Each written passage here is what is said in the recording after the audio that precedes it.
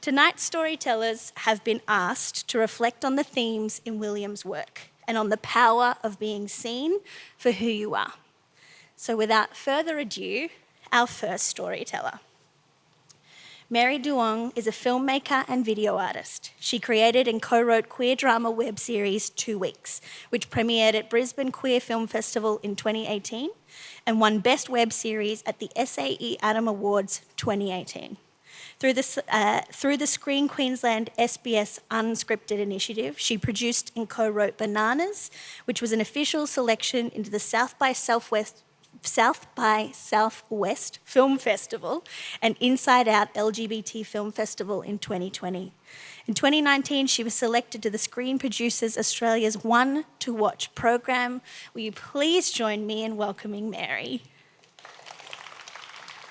Yeah, that's cool.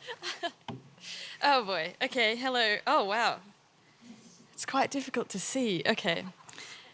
So my heart is beating very quick. The first time I saw William Yang speak was at the Powerhouse in 2019 as part of the Melt Festival. Listening to him share his stories, I felt something deep inside me that I couldn't describe.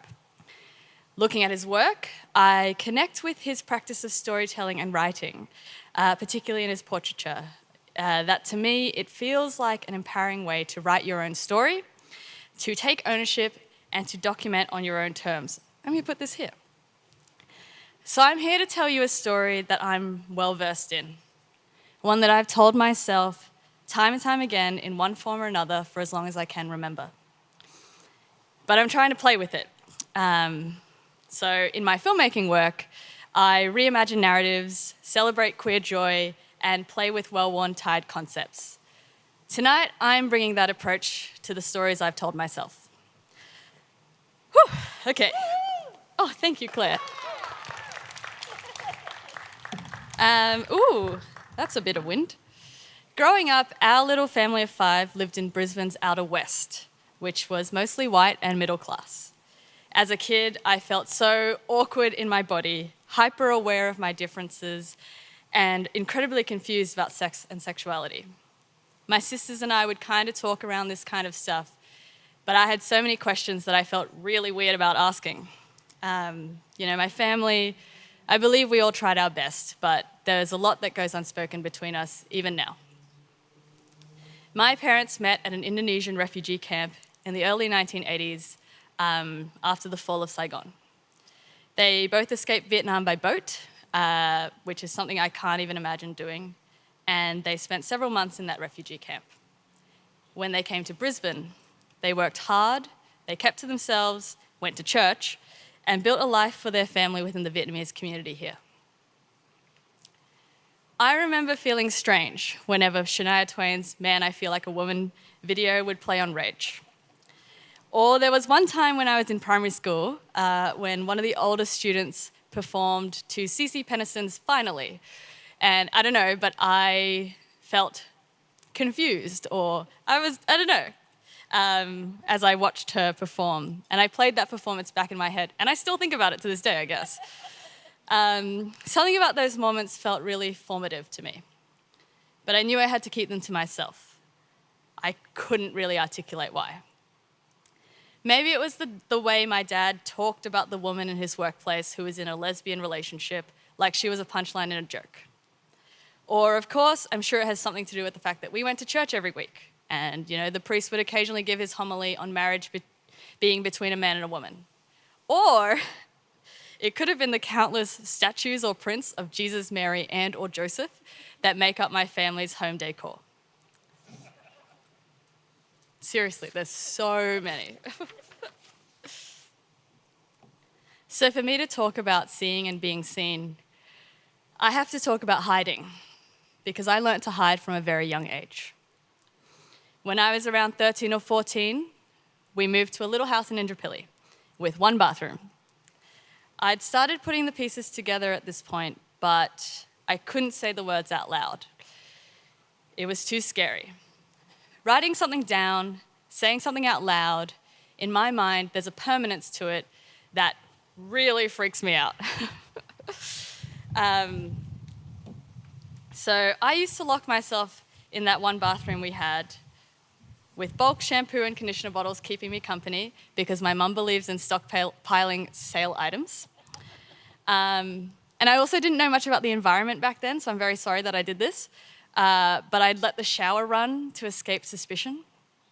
And I'd go in there, and I used to write all over my body in biro, along my arms and my legs, "I'm not gay, it's not true, make it go away." Both externalizing my greatest fears and hoping I could exercise them. Then I'd climb into the shower and scrub it all off, shamefully hiding from myself once again.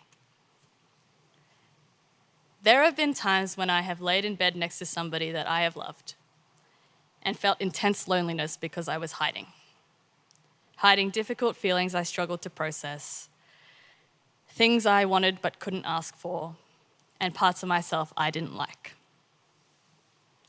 I believed that hiding would make me easier to love. I now know the opposite to be true. Sorry. In 2019, I met someone who I saw as full of life, confident in her own skin, supportive, generous, and incredibly kind. She met me where I was while being open and clear about where she was. I wanted to know everything about her, and more importantly, I wanted her to know me.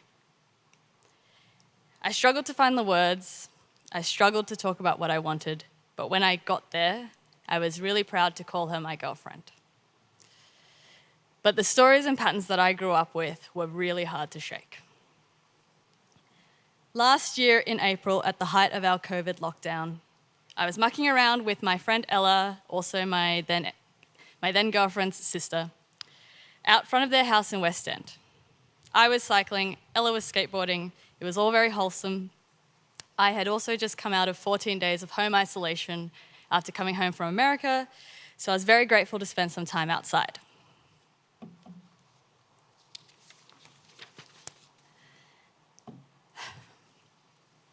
A man walked past us and called me a chink.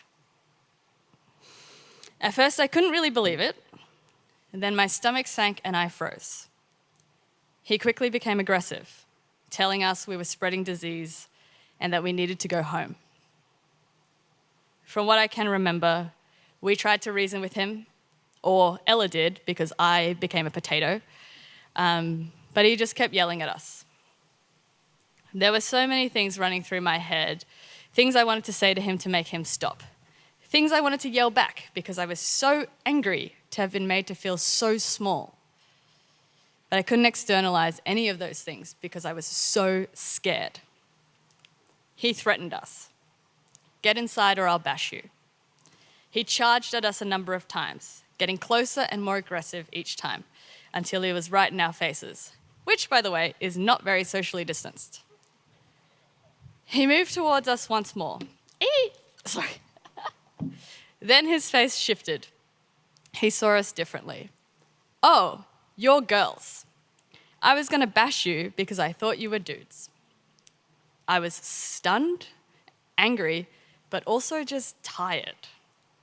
I wanted to stand my ground, but I felt unsafe. Shame washed over me when I turned back into the house, hiding once more.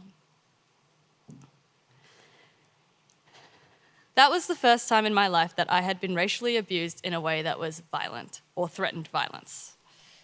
But it was not the first time someone has felt like they could verbally attack me, to physically intimidate me, to invite themselves into my space, and to comment on who I am.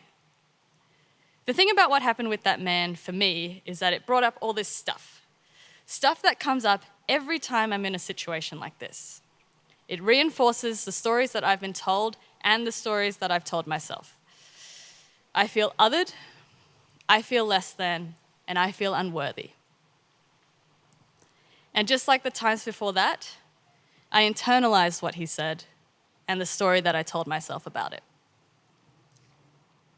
That weekend, curled up with my then girlfriend, I shared concerns about her being with someone like me, coming purely from a place of insecurity and a place of being told that I don't matter as much. In response, She told me she loved that I was Asian. I was crying my eyes out, but in that moment I burst out laughing because it sounded like I could imagine someone fetishizing me and saying that exact same thing. But I knew her and I knew that that's not what she meant. And she told me, I just mean that I love everything about you. And I don't think anyone had ever said that to me before. While things didn't work out between us, I know that she meant it. Being in our relationship really shifted things for me. It shifted how I saw myself.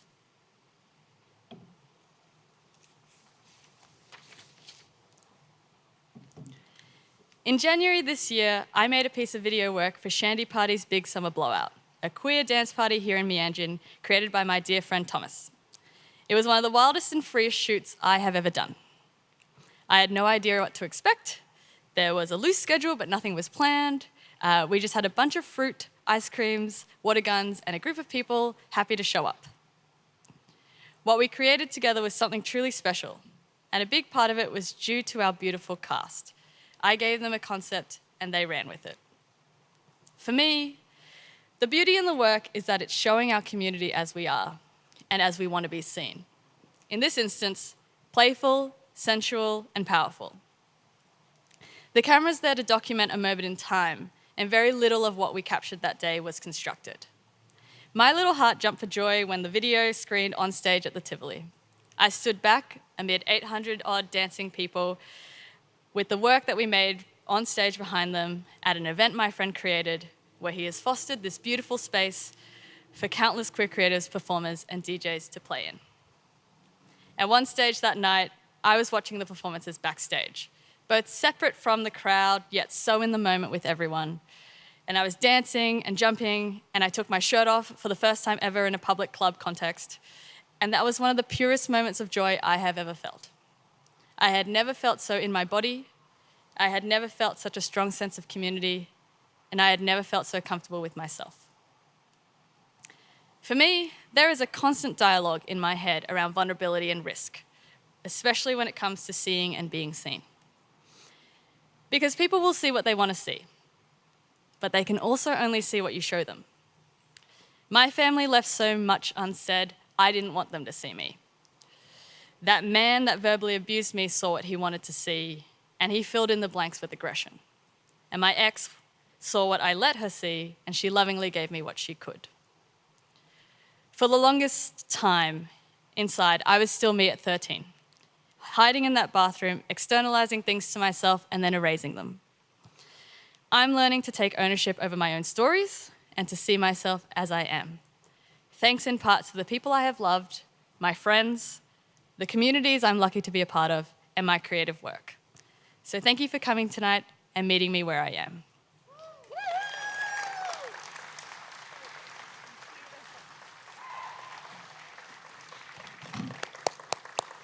Beautiful.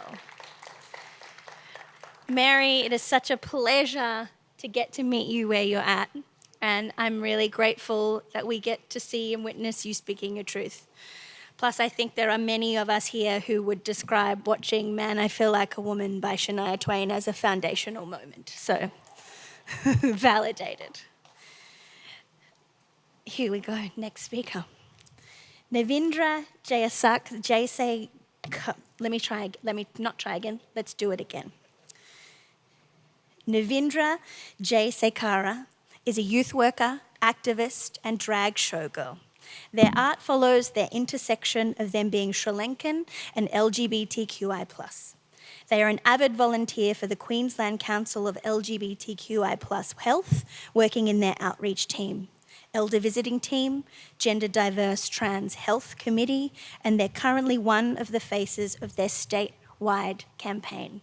Can you please join me in welcoming them?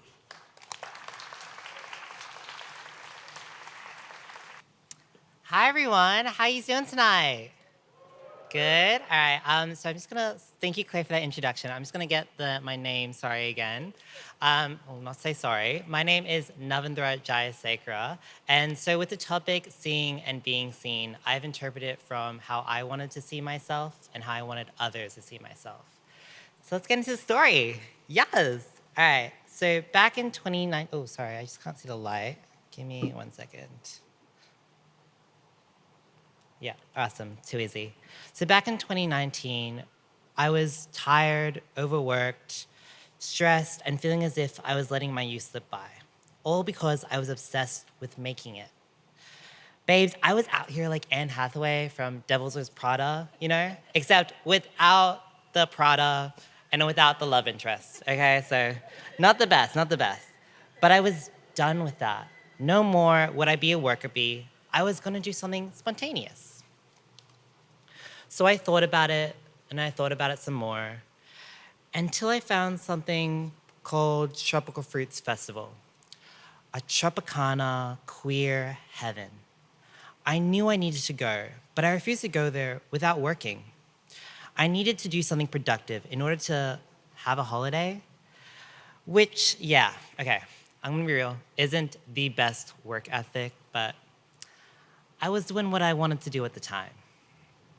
So I applied to be a performer, doubting myself to get a reply. Yet, ding, I got one back, which was pretty amazing but scary. Now the test to see if I could actually change how I saw myself was on. Is it possible for me to actually loosen up and have a good time? I mean, it was a good, like, amazing, huge opportunity. I get to travel interstate and camp. Wait, what? Camp? Girl, I am not a camper, all right? I am a glamper, especially if I'm in drag, okay? The wigs, the hair, the makeup, in the dirt, in the rain. No, not for me, not for me. So, what could I do? I was pretty stressed. I thought, okay, this is not me. I'm not gonna go. I'm just refusing. Enters my friend, Ben, who happens to be working at Tropical Fruits and had a house of themselves in Lismore. So this house that they had, they'd actually gotten it from this lesbian couple they'd met the year prior, only one time, right? And so this lesbian couple, they'd been partying, puking, whatever, Ben and them connected, and they're like, look, we're gonna go on a holiday next year. Do you want our house? And Ben was like, yeah, sure, I'll take it. That, if you know, you know.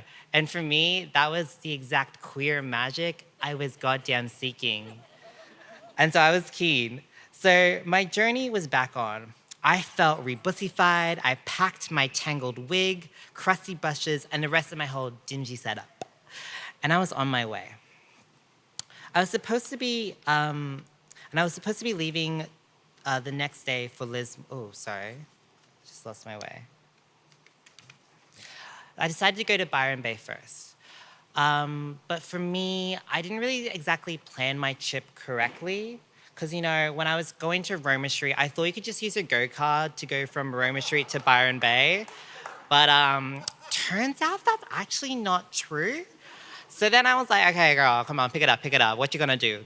So then I called a taxi. And luckily for me, this man felt so sad for me, he cut $200 off my fee. Praise gay Jesus, okay? So then I get to Byron. I am enjoying myself, having the absolute best time. Sleeping, shopping, eating oysters, going to the beach, having the fanciest cocktails. And I felt rejuvenated to the point where I didn't feel any stress, nor any worries. I guess this is what living a normal, healthy life feels like. This was until I lost my key card at the beach and my phone stopped charging. Okay, fuck. What am I gonna do now? I am leaving tomorrow to go to Lismore, going deeper into New South Wales, place which I have not really been before, and I've lost my one way of communicating with anyone. Okay, no stress. I'll just, you know, get my phone repaired the next day at one of the phone shops. Too easy. Oh wait, it's Sunday tomorrow. Okay, that's not gonna work. Everything's closed up. Okay, you know what? Turn my power off my phone. We'll reserve the power. We're gonna go to the bus stop. We're gonna get a map of Lismore, take my friend's Addie. We'll be set. We'll be all good. And that's exactly what I did. However, now a rational person would look at that situation and go, okay, I'm scared. This is a stupid decision. I'm probably gonna be in danger. I'm heading home. But no, that's not me. For me, I was like, okay, let's think about Miss Nicki Minaj for a second here, all right? So Miss Nicki Minaj once said, pull up with a bad bitch from Sri Lanka. And I am that bad bitch from Sri Lanka. I owe it to Miss Nicki Minaj. So then here I am. I go to the bus stop. I pay off my bill for my key card, a little $50 fee, nothing, And I'm waiting there for 2 hours. Nothing. No bus. I'm scared. Okay, whoa, what's happening? So I go back to the bus stop. I talk to the travel agent. Turns out I got some misinformation. And I finally get the right details. The bus stop, turns out, was actually down the other side of the road. But get this, right? The bus was actually running late, so I wasn't like too freaked out or whatever. I mean, I was in the moment. And then I guess for me, running to the bus stop, finding out my bus was late and everything, it was kind of crazy realizing how lucky I am. And I'm traveling on this bus for a few hours, seeing this whole new world. I'm mesmerized, but the trip isn't over. Once I arrive in Lismore, I use my map to find my friend's place. Once I get there, I see this gorgeous 3-story country mansion. I knock on all the doors, but to no avail, no one's home. Until I get to the top floor. It turns out someone's actually rented out the top floor. Gosh almighty, I almost committed trespassing. Oop, not a good look for me. But fortunately for me, this man was very nice and told me that Ben was at work and they'll be back soon. And I'm like, okay, that's cool. I just wait downstairs. I use my phone. It's 1% battery left. Send them a message. Phone dies. It's the final act of that. Move on. But then I realized Ben's at work. I could be sitting there for hours because they're at a festival, which goes on for hours. I'm screwed. However, Ben and their friend Kai pull up a few minutes later. They didn't even see my message. I wasn't a religious person at the time, but I was goddamn lucky, okay? Something was just working for me in the moment. I don't know who it was, but thank you. And once I meet up with them, it's just a joy of love. We hit the town. I'm reconnecting with old friends. I'm drinking. I'm eating. I'm just enjoying Lismore. So if you haven't been to Lismore before, it's a small, beautiful town filled with beautiful, gorgeous, kind country people who are just absolutely amazing. I was, again, going on this kind of roller coaster from being stressed to not stressed to feeling all good again. I actually felt like I was kind of back on the right track. Sorry, give me 1 second. Finally, it gets to the night of my performance. So the reason why I'm originally even in Lismore, I'm ecstatic, yet not keen to work, which is weird. I guess something had shifted within my internal framework. I found myself enjoying going with the flow and not having to define my purpose. But I made a deal to the organizers, and I'm professional, you know me, I'm gonna see it through. So I went to the stage. Turns out the stage collapsed. Not good for me. Waited 2 hours for this thing to get rebuilt and everything. And then after that, I'm a little, peeved or whatever, so I do some shrooms, have a little something. And I do my performance. I do this 90s house number. Crowd goes wild, as usual, just saying. I'm not cocky, I swear. And then after that, I go out, have a little fun, continue to enjoy my night. Again, I may have partied a little too hard, so I started maybe mixing drugs and alcohol together. In my defense, I was 19, just wanting to enjoy life, be de-stressed. And I guess when you're 19, your one way of de-stressing yourself is, all that. Finally, I'm wanting to reach this ultimate feeling. Yes, that was dangerous, but the vibe just felt so right to just go for it. While I waited for the drugs to kick in, I waited amongst these trans and gender diverse folk who were just so unapologetic in their gender identity. This challenged the way how I saw myself. I had to ask myself, am I something more fluid? I've spent so long believing, oh shit, the drugs have kicked in. Okay. Whew. I was seeing all sorts of colors, shapes, and feelings. Baby, it was everything. I found myself losing myself to a world full of pure energy. However, when that came down, I was scared. I was petrified. Here I am feeling all these sort of emotions at once, negative, positive, ecstatic, horny, whatever, all at one time. And it's scary as fuck. But I knew I needed to go home immediately. So instead of getting a ride, like a taxi or whatever, I decided to walk home, my little cha-cha heels, all the way back to my house in drag at 5 a.m. because I felt like that was the right decision. Luckily for me, Lismore is filled with very nice people who are more than willing to create a safe space, which honestly helped me within that whole entire experience. Fast forward a couple days later, I was at my own place back in Meanjin, and I was able to reflect on my journey. I mean, I did that. For a week-long, hectic experience, I survived. That's the one thing that surprised me. Not once did I crumble. I constantly arose to changing dilemmas. An example, when I was walking home that night, high as fuck, in full makeup and everything, I pulled from my experience of when I was struggling with anxiety and used my breathing techniques to calm me down. That's something I was never taught because, school doesn't teach you how to deal when you're coming down off drugs. Yet I knew, as they should actually, but, woo, I shouldn't say that. But anyway, that experience, that past experience of mine within my own internal framework saved me within that moment. I learned from that my success doesn't need to be tangible. I don't need to be earning lots of money. I don't need to be getting my qualifications to be successful. All I need to do is be healthy and just be continually growing. I know I'm capable in doing all of that. That experience showed that no matter whatever happens to me, I'm gonna be okay. And I already have the necessary life skills. I just have to trust my process, because at the end of the day, my name is Miss Navindra, and I am the princess of Sri Lanka. And she's gonna be all right. Thank you.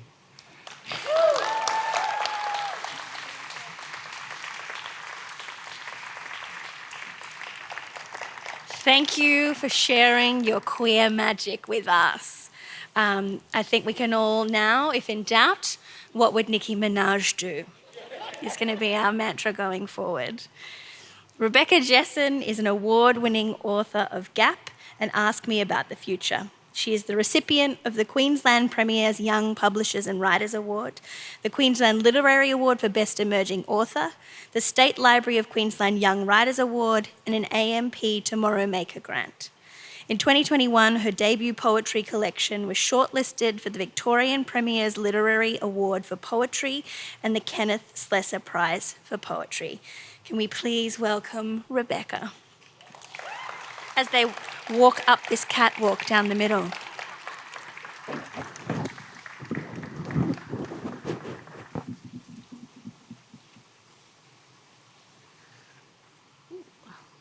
Wow.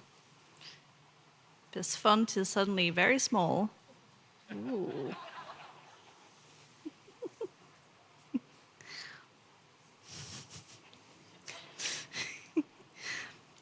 Let me set the scene for you. It's 1999, the year of imminent doom, thanks to the Y2K bug. I'm 11, in year 6, and soon to start high school. Not only is the world rumored to end, but I've become freshly aware of my undeniable homosexuality. When I have this realization, I gasp a little to myself. Oh my God, I think. I'm a lesbian. Let's rewind a little though. How did I get here? Well, my brother and I had been shipped off to Brisbane for the weekend for my dad and stepmom's wedding.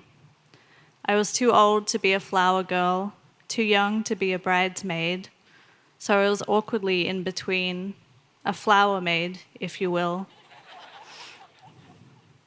There was this 90s dance song called Jackie that was constantly on the radio at the time. The song began, "I woke up with your name on my lips. I woke up with your lips on my imagination. And I spent every car ride praying it would come on the radio. You see, I had a crush, one of those all-consuming, can't stop thinking about her kind of crushes. That meant that the horror of being put in a dress and being made to wear makeup was somewhat worth it because I could be around her." This song, Jackie, perfectly encapsulated all of the things I was feeling around my crush, including the despairing lows. If you don't feel what I feel, I don't know what I'll do. And the soaring highs. I didn't know that love could feel this good. I never let anyone inside. I pushed and I shoved. I fought back for love. But with Jackie, I've got nothing to hide. My crush's name was not, in fact, Jackie. She was, however, one of my stepmom's bridesmaids. That's right, an age-appropriate member of the wedding party, which meant she was 27. Yes, I was joining the lesbians, crushing on older women club quite young. Before I came out, a friend lovingly described my taste in music as that of a gay man cruising the clubs on Oxford Street. And I mean, show me a 6-year-old who was completely obsessed with Celine Dion and tell me they weren't going to grow up gay. Anyway, back to the wedding. And back to my 27-year-old bridesmaid crush. Because I was also part of a wedding party, this meant I'd get to spend a lot of time around her. On the night before the wedding, we all stayed over at my aunt's house. In the morning, someone did a Macca's brekkie run for all of us. I was delighted. This wedding thing was really working out in my favor at this point.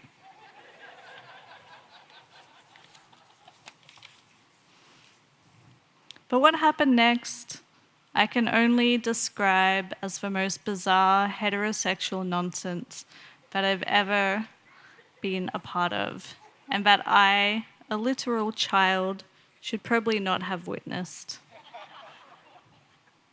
The Macca's brekkie arrived, and with it, a young man. Let's call him a male entertainer.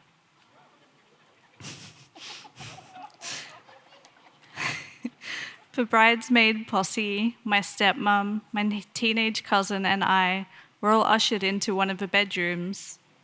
Someone put music on. The breakfast was divvied out. And suddenly, the male entertainer was bare-chested and laying on the bed. We all gathered around him as if performing some strange sacrificial ritual. Only what we were sacrificing was our breakfast. Each of the older women tore off bits from their McMuffins and placed them on this guy's bare chest. He was laughing along, clearly happy to get his abs oiled. I was in the corner, quietly eating my McMuffin, sipping my sparkling apple juice, and hoping everyone had forgotten that I was there. Next minute, one of the bridesmaids, but not my crush, was encouraging me to join in. I reluctantly tore off a corner of my hash brown and placed it on this guy's chest. To my great disappointment, my crush proceeded to eat the fried potato crumbs right off him, giggling. Everyone thought my hesitance to participate was endearing. Was this my turning point? Mourning the loss of my Macca's breakfast to the cult of heterosexuality. I remember very little about the rest of the trip, not surprisingly. Only that I spent the remainder of that morning helping put together party favors, in between having my nails painted with infinite coats of polish, and later that night, feeling the pang of new love when my crush smiled at me from across the dance floor. Afterwards, I lay in the dark at my aunt's house and carefully peeled off the layers of polish. 24 hours later, I was back home in Sydney, listening to the radio as I was falling asleep and hoping that that song Jackie would come on. By morning, I knew two things: that I was surely in love, and that, as I had previously suspected, I was a lesbian. I went to school that day convinced that my best friend would have also figured it out just by looking at me, freshly gay. All day I was preoccupied with my interior monologue, flipping dramatically between, I'll tell my friend and it'll be okay, she won't think I'm in love with her, to, if I tell my friend, she'll tell everyone at school and someone will put up embarrassing photos of my face. I imagined the posters would be like wanted or missing posters, only they'd say lesbian on them in huge bold font. I didn't tell my friend that day. In fact, I didn't tell anyone, not until I was out of high school. Because it was 1999, and I have always harbored a sense of existential dread, I heard talk of a Y2K bug and how it could make the world come crashing down, and I felt genuinely excited. The thought of the very real impending doom of high school was softened by the knowledge that I'd never make it. And most importantly, no one would ever have to find out that I was a lesbian. You can imagine my dismay then, when the clock struck midnight on the last day of 1999, and the world did not go dark. The radio still played, the TV still blared, my mom was still dancing. I was sitting on a deck chair on our lawn, wearing my favorite Rugrats t-shirt, lamenting the absolute disappointment of my continued existence. On my first day at the public all-girls high school, we were assigned peer mentors from year 11. The idea was that they would help guide us through our first week of this new reality. I remember walking into the classroom where we would meet our buddies, and if I hadn't already figured out that I was gay, well, I was about to. We were greeted by 3 year 11 girls sprawled across the teacher's desk. All I could see before me was short skirts and legs, so many bare legs, so much long hair. After a short spiel about which teachers were creeps, the peer mentors decided to take us on a tour of the school. The bell rang as we left the room, and the hallway was filled with girls heading to their next class.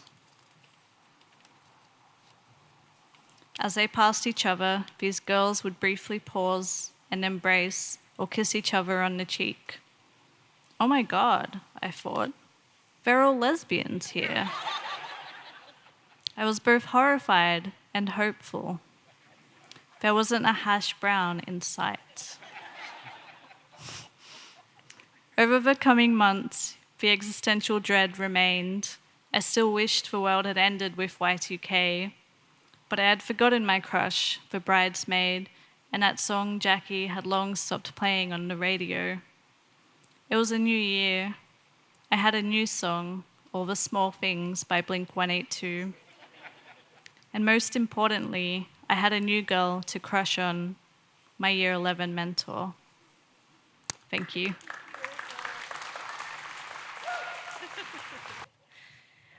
With the lovely Blair Martin.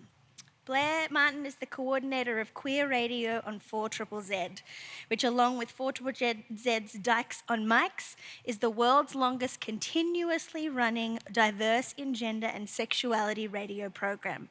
29 years this September. He was awarded 2010 Entertainer of the Year and 2014 Lifetime Achievement Award at Brisbane Pride Festival Queen's Ball Community Awards. And in 2013, he received a Media Award for Excellence in Journalism, which promotes the social inclusion and equality of all. Can we please welcome Blair to the mic?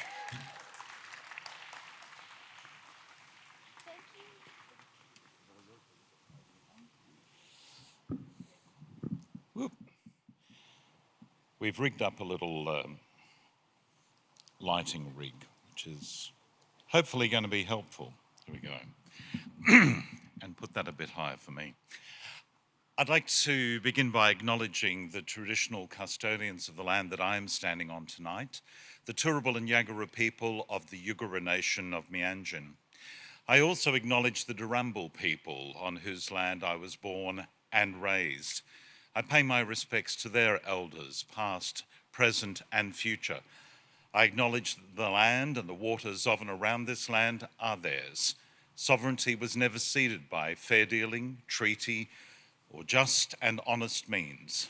It is, was, and always will be their land. I acknowledge my queer ancestors from the diverse and gender and sexuality community and what they have given me to be able to stand here freely today.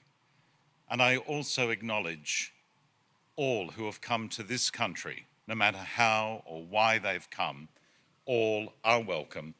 And I will use the word of the people of the Yugara Nation to say, Wanya, welcome. All that we see or seem is but a dream within a dream. Edgar Allan Poe. Well, that's an enigmatic starter. However, I didn't get it from reading slabs of his poetry as a tortured proto-teenager. No. I was too busy reading the Iliad and the Odyssey by Homer. Thank you very much. Now, that quote that I've used, all that we see or seem is but a dream within a dream, starts one of my favorite albums, A Secret Wish by Propaganda, which is the standout album of 1985, in my humble opinion. They have been billed as ABBA for the manic depressives, leaping out of Dusseldorf in the industrial heartland of Germany, and all synths, drum machines, and stoic female vocals. Totally smitten, I was. I have a strong Teutonic streak in me, so that resonated big time. And the comparison with ABBA, well, that helped as well. I am one of the countdown generation who on a certain Sunday evening circa August 1975 were bowled over by Molly Meldrum's insertion of a video clip for Mamma Mia. Now, that song wasn't even released as a single at the time, but Australia made ABBA the unstoppable force they are, and I latched onto them, a grip that hasn't loosened.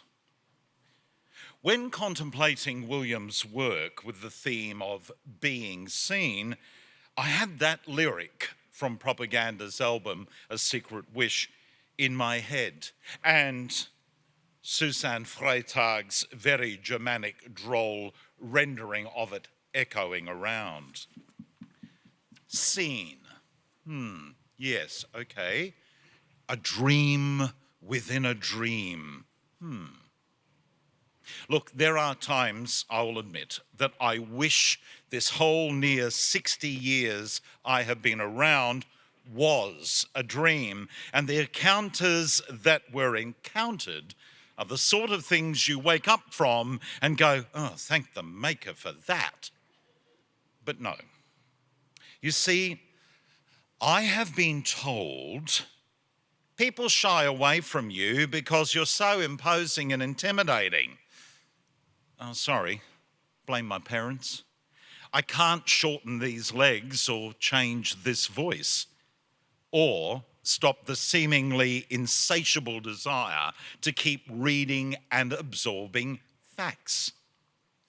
As a child, apart from reading ancient Greek stories and myths, I devoured a British publication called Look and Learn, basically a general knowledge magazine for the under, well, whatever age the British decide that childhood and schooling should end back in the early 1970s. It was packed with anything and everything: photos, drawings, facts, figures, stories. It's a quiz's dream. So the intimidating bit that I've been told is the ability to just seem knowledgeable about everything. And God, isn't that something Australians seem to prize right now? The art of being as dumb as possible while still standing upright most of the time. And what about imposing? As I said, blame the genes. My father advised a career in radio a long time before I even got close to doing what I am doing now, because he said, "You're too tall for television." I did have a moment in my early TV career as a quiz show contestant. I'm the only one in the history of the Australian version of Jeopardy, 1993, to stand on the studio floor and not on a riser to help level out the heights of the contestants for the sake of the camera. Now, this didn't impress the fellow I beat in my first episode, who felt his manhood was somewhat diminished because he had to stand on a box. Sandy, the other contestant beside me, a bubbly lady with a name that matched her smiley appearance and demeanour, she was standing in heels on 3 boxes, but she said she didn't mind as long as I agreed to catch her if she fell. I suppose some think the stentorian voice is both imposing and intimidating. Yeah, well, that bit, though, is not genetic. At least no one in my family has it or anything like it. It's true, I did, once upon a time in a galaxy far, far away, have a Rockhampton accent.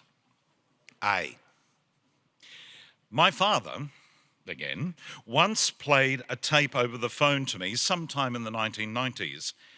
Now, I couldn't place the voice. Who was it? Was it my younger brother? Why would he be playing oh, shit. Then it clicked hard. He was gleefully playing back to me my first cassette letter home from Griffith Uni, October 1980. It was the full-on, flat as Rock Vegas vocal tone. However, I think there is some sort of lateral genetic transference with the voice I now have. Back in my, what I'm like to call in the womb days, my mother was still working while pregnant with me, doing secretarial duties for a firm of architects in Rockhampton. The local ABC studios were getting alterations, and she dropped down some plans to the station and was introduced to a young, tall, curly, dark blonde-haired, blue-eyed, handsome chap on secondment from Brisbane, who happened to have the most mellifluous voice. It's the stereotypical melted dark chocolate flowing over silk type. On hearing his name, Blair Edmonds, she decided that if this first child she was carrying was a boy, that would be its name, Blair. And so it was. And throughout my very young years, every time Blair Edmonds appeared to read the ABC TV news at 7 p.m. Yep, Rocky had TV by then.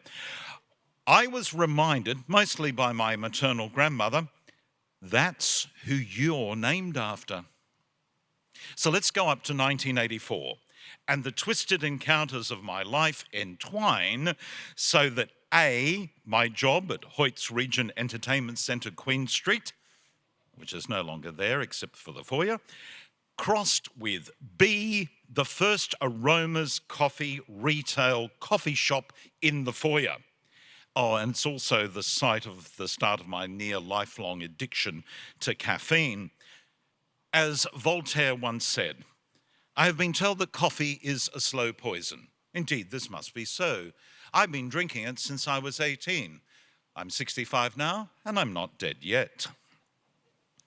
Lizzie, the duty manager of Aromas, remarked that she was dating the son of a Blair. Yep, that same one that I was named after, Blair Edmonds. And she proposed that we should meet.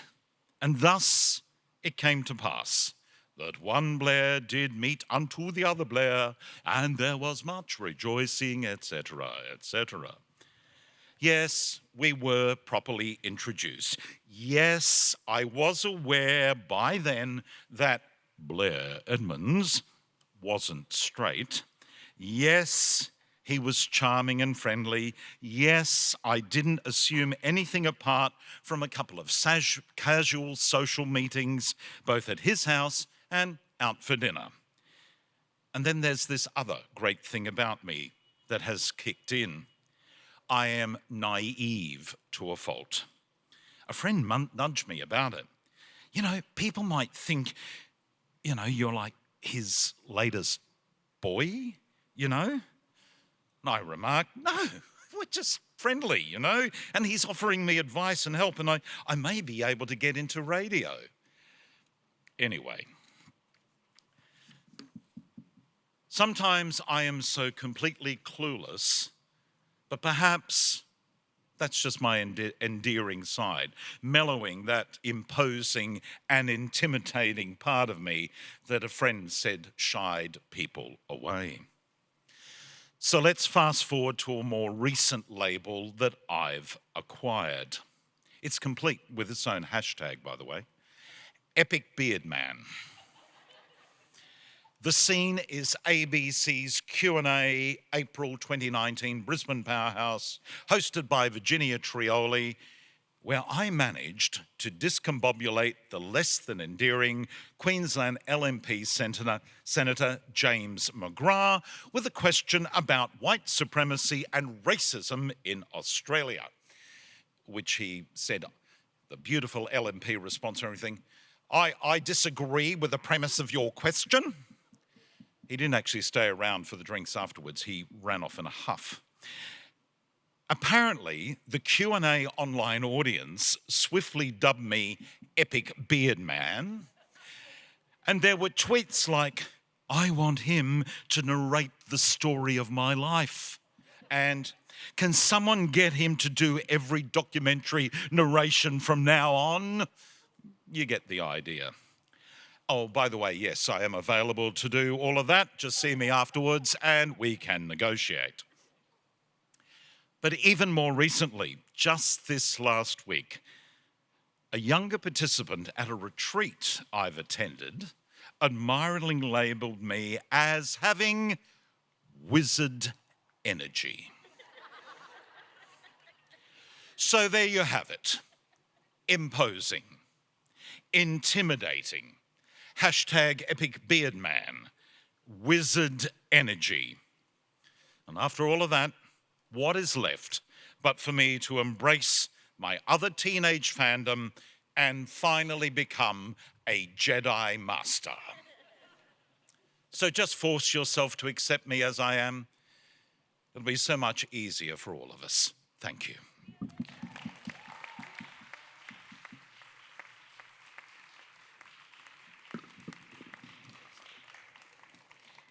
So great. Hashtag Epic Beard Man. I'm very grateful that you are not too tall for Queerstories. Our next speaker Tyrell Delvarie currently dances with the Australasian Dance Collective. Originally from Cairns, he is a descendant of the Irukandji, Turrbal, Kalkadoon and Umpla peoples. Tyrell trained at the Aboriginal Centre for the Performing Arts in Brisbane from 2011 to 2013 and was part of Sydney Dance Company's pre-professional program in 2015. Since then, he has worked with Okra, Contemporary Dance Company, Penelope Mullen, Hugh Jackman's Broadway to Oz musical production, and Bangarra Dance Theatre. Last year, he won the 2019 Australian Dance Award for Outstanding Performance by a Male Dancer for his standout performance in 30 years of 65,000 with Bangarra. Please welcome Tyrell. I'll just start.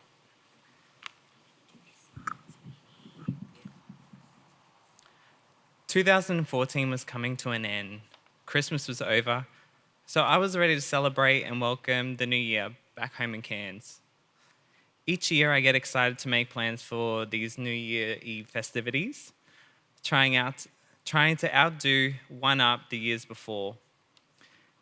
Expecting to have an exciting and adventurous time, I wanted to achieve 3 things: getting drunk, dancing the night away, and finding somebody to kiss in time for the midnight fireworks. And of course, I couldn't have all this fun by myself. I needed someone there to enjoy it with.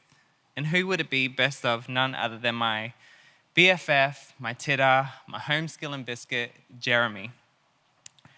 Jeremy and I, we met in middle school. He is this gorgeous French Mauritian individual. Out of everybody in our friends group, he was the only one I resonated with.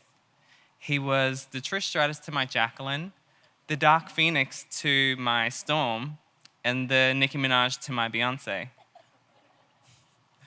Jeremy and I had so much in common that when we reunited our friendship back in 2012, I was so dumbfounded and I couldn't believe that my childhood best friend, the one that I'd go to the creek with to catch guppies, turned out to be a homo too. With that being said, Jeremy was back in Cairns, newly single, so he was definitely down for some fun. For the last month, we'd been text messaging each other back and forth, getting excited, hyped about New Year's Eve. He invited me along to his friend's rainforest treehouse party until that friend had changed her mind for family things. #selfish. What to do? Do we go out night clubbing and be sandwiched in against everyone else? Do we go to a local pub and sing our hearts away on karaoke? Do we join our other gay friends, who were a couple, for a low-key night in their new apartment? Nah, none of that was exciting or new to this 21-year-old. New Year's Eve landed on a Wednesday, so the weekend before, Saturday 27th to be exact, we went out night clubbing. It was a very informative night, seeing family, friends, acquaintances, meeting friends of friends, finding out the goss, who's doing what, who's doing who, considering each invitation and how interesting it could get. It was a big night. Let me tell you, after all the beer pong, King's Cups, shots, hopping from club to club in that humid summer heat, my liver and my soul was screaming at me. You'd think I'd wrap it up there. After all, we were saying New Year, New Me. But after all that talk and hype, that's not how we were going to end the year. A few days went past, which gave us time to recover. I mean, you would hope for a 21-year-old. We came to terms that we may as well just hit town and go clubbing, see where the night takes us. The morning of the 31st, Jeremy had messaged me and suggested we check out this resort party before heading out to town. A friend of his was working at a beach resort north of Cairns called Turtle Cove. Growing up, I would hear my older relatives giggle about it to each other, but I never actually knew why. It seemed like a lovely holiday destination, if you ask me. So as you do, I did my Googling, and I came to Turtle Cove, and it is Australia's premier LGBTQI+ resort. And in my mind, I'm thinking, wow, that's like really good for far north Queensland. I continue reading, adults only. Oh, clothing optional on beach. Oh, that's why the rallies were giggling. Anyway, I was in for it. I was down for it. It was something new I hadn't done before. Plus, we had a lift there. We had a lift to get there and back.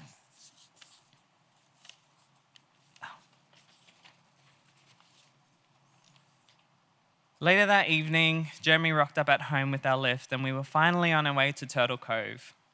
After sitting in the back seat, sipping on watermelon cruises and vibing out to Queen Bee, we pull up to the resort and were greeted by Jeremy's friend, the one who had been working there. He gave us a wristband, and we followed him around the back to where the party was at. The resort had an awesome setup. The bar, the dance floor was in this little contemporary hut with doors that opened out to a beautiful timber deck and a big-ass pool.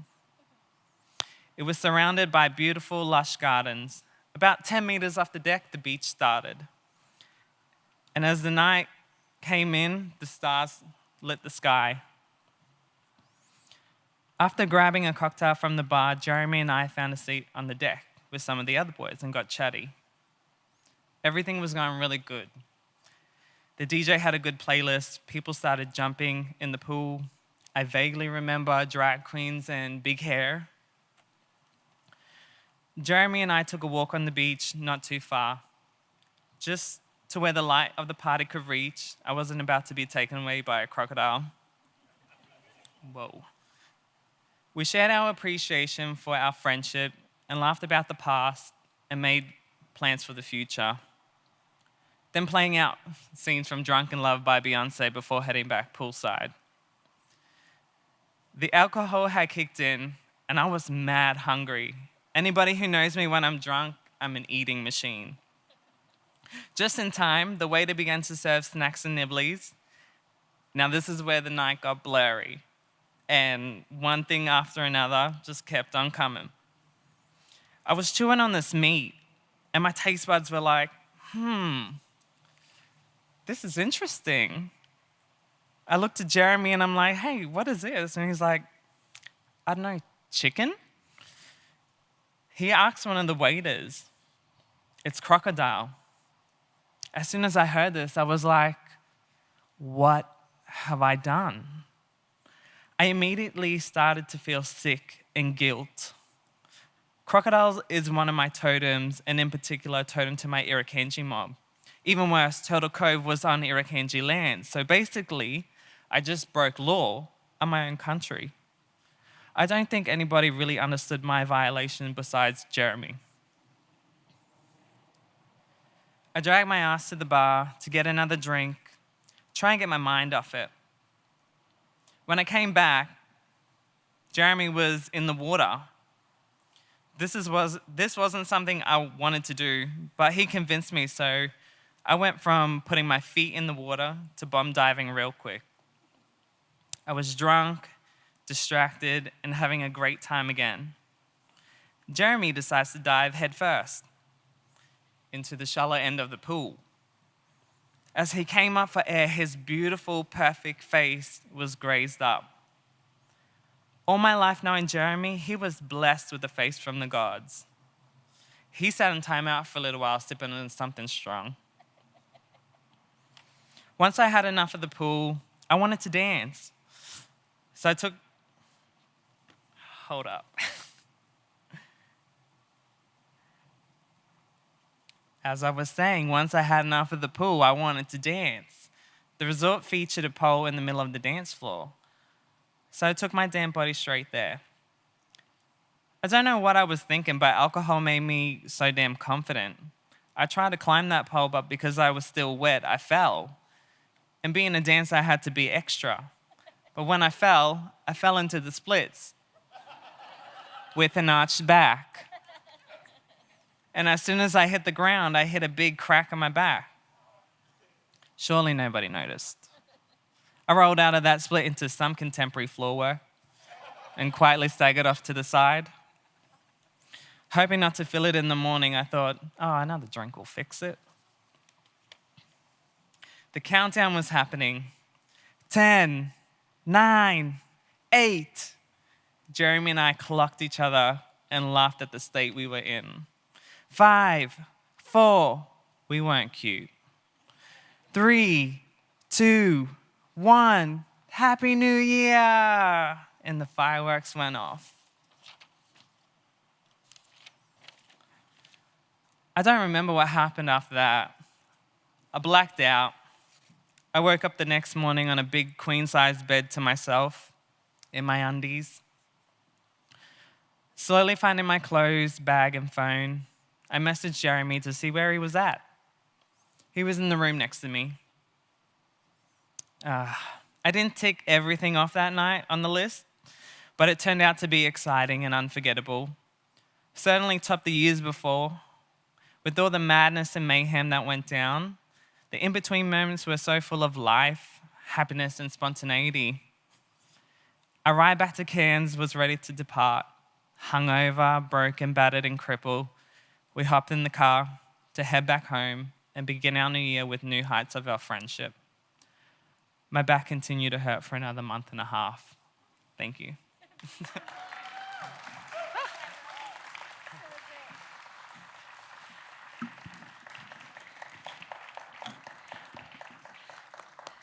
So good. My last few New Year's stories are probably equally as wild. Just me in bed by 9:30.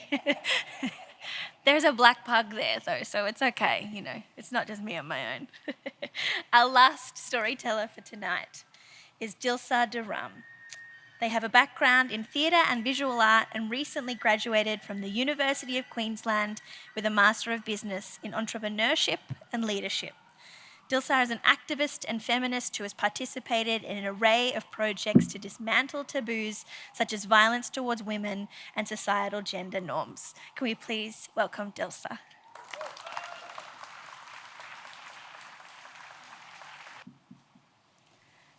Journal of an Introvert. April 2021 Brisbane. Dear Journal, Maeve invited me to speak at Queerstories. Suddenly, I'm feeling doubtful.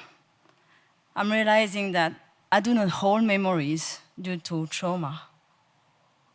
I feel sad. I feel lonely. I don't know if I'll be able to do it. Rewind, Colombo, 2020. Dear Journal, I'm in shock. It's my last day here in Sri Lanka. I just sat on my Airbnb bed, and my children are waiting to hear if I found anything about my birth story.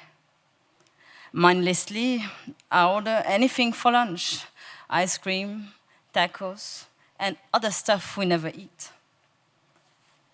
Then I explain to them that it is confirmed. I was stolen from my mother, trafficked to then be sold. I feel hopeless. I will never find the truth about my origin. Tomorrow, we are going back to Australia. I feel out of my body, not feeling anything anymore. My life feels as fake as my forged birth certificate. That afternoon, I fell asleep, listening to my daughter saying to me, "Sois pas triste, maman, tu nous as. Don't be sad, mommy, you've got us." Rewind, Geneva, 1995.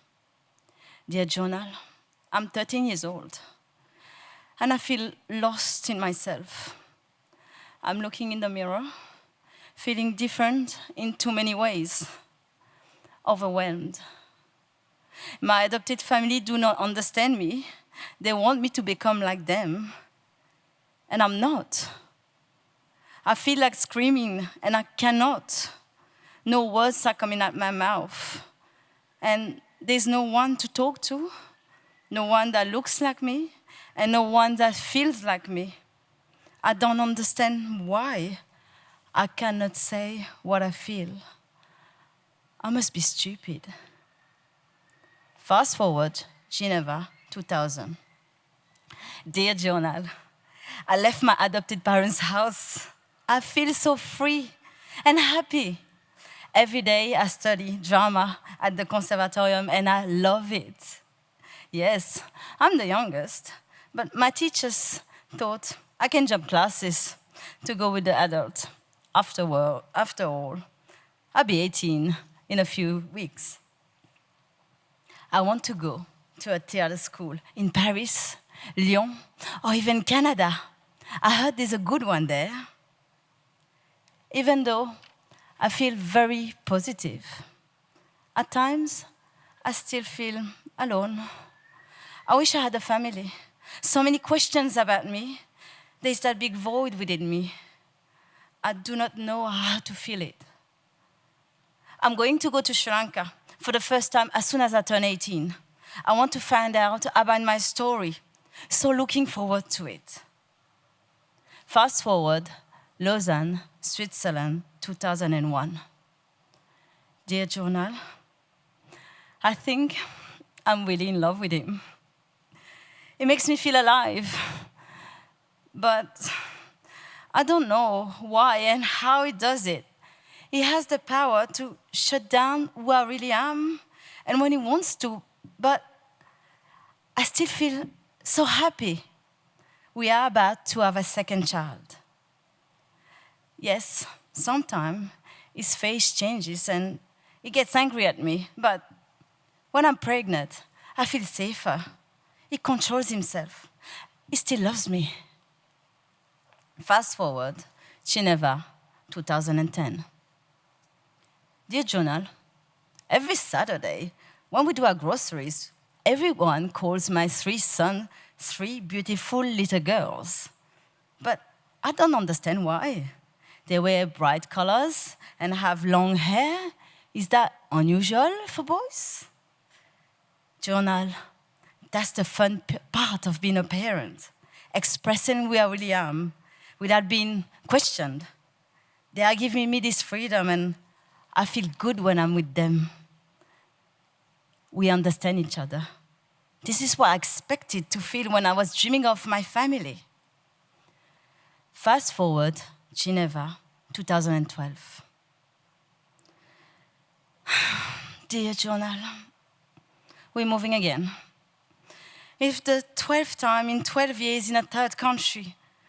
I really hope we won't be moving again soon. After the birth of our 4th child, we are thinking that living in France will be more affordable for us. Maria, my Swiss-Italian friend, asked me while helping me pack, "Does he hate you?" I denied and lied, as I lied to my family, doctors, and friends. I'm becoming a liar. And now I feel even more ashamed of myself. It has to stop. It's not me. Fast forward, Montpellier, south of France, 2014. Dear Journal, I studied for the last 6 months to take an exam and I finally got the result. I have been accepted to start where I left school at 17 years old. I'm over the moon. After this year, I'll be able to go to university. I also passed my driving test. No more walking for hours with the children. And I did a lot of reading. I know now this relationship is not normal. Next time he hits me or start an argument, I will file for divorce, I promise you. Fast forward, Montpellier, 2016. Dear Journal, I think I'm falling in love with a woman.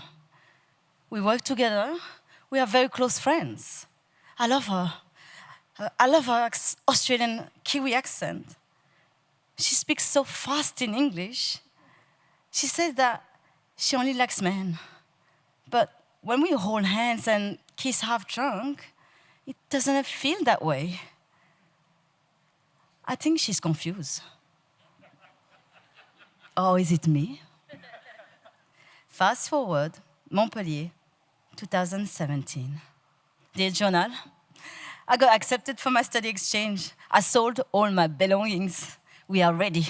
We got a visa for Australia. I have to hurry to fly there. My university starts in 1 week. I'm so excited and scared. I have to leave my children behind until I get things organized. Never been there. I hope this will be the right country to make a new start, as now a single mother of 4 children, and finally live the life I'm always dreaming of for my family. Fast forward, Adelaide, 2019. Dear journal, I'm very proud of myself. With a lot of emotions, I still did it. I spoke in front of hundreds of people on a panel about my experience of domestic violence.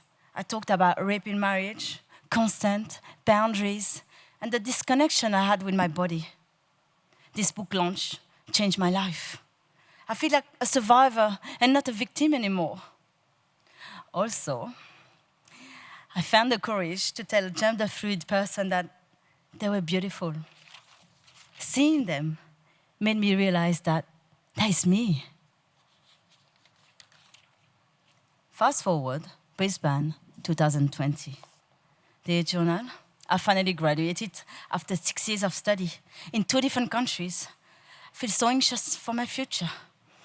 I do not know what role I want to play in this life yet. My 3 eldest kids moved back to Europe for university. I feel a bit alone and vulnerable. They are my only family. I do not know how long I can stay in Australia. I do not want to move again. I'm sick of it. 4 countries, 17 houses within the last 22 years. I want to feel at home somewhere and to be accepted as I am. Fast forward, Brisbane, 2020. Dear journal, Jessen, my soul brother, invited me to speak to on the radio about my story. This is the first time for me. Before, I would feel ashamed to not have my biological family like everyone else. But this time, I felt proud of this experience and its learning. 2021, May the 16th. Dear journal, I will probably never find my biological family, never know how my life started. But yesterday at Queerstories, I shared my story with a bunch of beautiful people. It felt like being part of a big family. As usual, in a few weeks, I probably won't remember every detail of that experience. I hope that they will. But what I will remember is that feeling of having been me, without shame and regret for the past that led me to understand who I am today. I am because I'm embracing myself. It took me time, courage, and resilience, but I'm finally feeling at home within. Oh, journal, thank you for helping me see myself. For in seeing myself, I finally found my power. Thank you.